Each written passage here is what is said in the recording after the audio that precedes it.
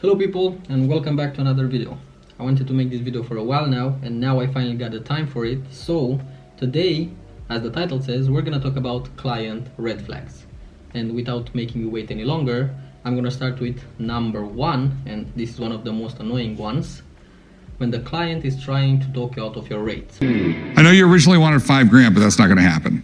Whenever you're gonna hear things like, we have no budget, we have little to no budget, we have a limited budget, like your rates are the highest that we've seen so far and stuff like that, they are trying to bring the prices down.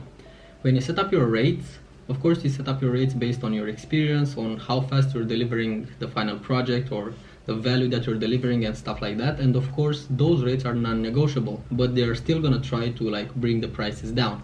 Now you have two options. Option number one, that you can kindly explain that you've set up the rates based on the things that I said earlier and they need to pay those rates, or you can say pass because probably you're gonna have other problems down the line as well.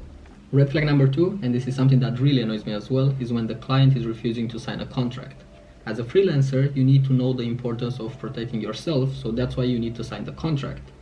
9 times out of 10, those kind of clients that don't want to sign a contract, they're gonna be like a 5-star nightmare, and you don't really want that on your head. One pro tip when it comes to contracts: make sure that your contracts spell out the payment terms and stuff like that really well from the start, and what can happen if the clients pay late, so you can make some extra bucks.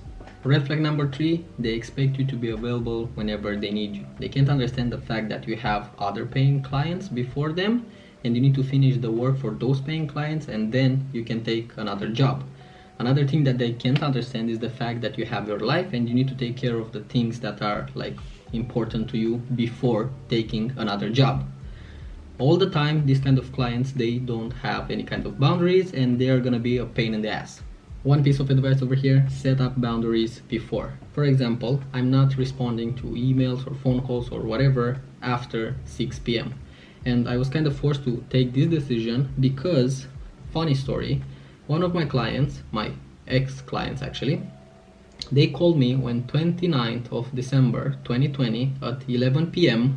after other numerous shoots. This was a clothing brand. After numerous shoots for them, and they called me and they told me something like, you know what, this last shoot wasn't that good and the clothes are not selling as we expected and stuff like that. And I was in shock. I was like, how can you call me at 11 p.m. and tell me that these pictures are not good enough and stuff like that because you're not selling your clothes? Red flag number 4, they don't know what they want. This is not new, this is an old story as well.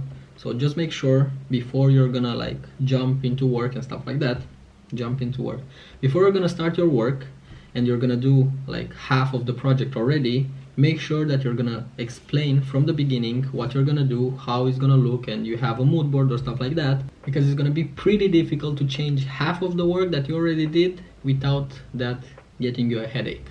So make sure that you're gonna explain nice and clear right from the start whatever you're gonna do. Red flag number 5, clients or people that are trying to micromanage everything and they're trying to tell you how you need to do your job.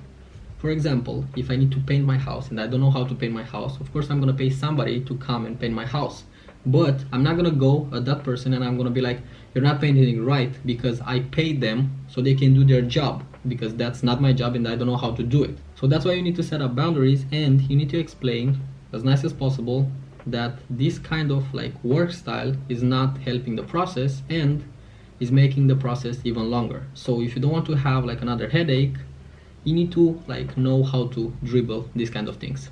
Red flag number 6, and I think you waited long enough for this one, is when your client or potential client is an influencer of any kind or a public person. Most of the time they're gonna tell you that they're gonna pay you with exposure. The funny thing about exposure is that at the end of the month, when your rent comes, you need to explain your landlord how you have been paid with exposure by a big internet persona or something like that, and how you're not going to be able to pay your rent. Now, if you're going to change the register a little bit, I'm not saying don't do that, don't work with that person, don't work with an influencer or whatever. What I'm trying to say is just make sure that you really want to work with that person, because most of the time they will want top-notch quality from you. They will want like at least one picture. If you did like a photo shoot, at least one picture in the same day for the gram. They will want like everything yesterday, even if you like did the photo shoot or the video shoot or whatever today. They will want it really fast. They're gonna be a pain in the ass, and most of the time they are really, really difficult. So what I'm trying to say, just make sure that if you want to do like free, a lot of work that maybe it costs $1,000 or something like that, just make sure that you really want to work with that person. And last but not least, number 7, they never pay you on time and they always have a good excuse for it.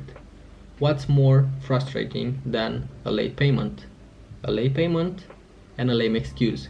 So just make sure, like I was saying before, that you're gonna have like a signed contract, and in that signed contract you have like the invoice terms and stuff like that, and you have like clauses that says what is gonna happen if the client is like late with the payment and how much they need to pay you more because they are late. Or if you think that your client is a fair client, you can have like 50% upfront or 70% upfront, and you're gonna receive like the rest of your money when you're gonna like send them the final product. But from experience, it's better to have a signed contract. So I don't know how, but somehow just make them to sign that contract, and you're not gonna have any kind of headaches, because you're gonna have headaches from other things. Trust me, we've all been there.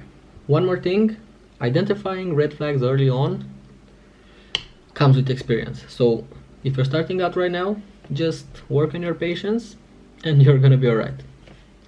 That's it people. This is the video. Thanks for tuning in. Thanks for listening to me like ranting about client red flags. If you have any kind of like funny story with a client, tell me in the comments down below how that thing went, and I'm gonna see you guys in the next one. Peace.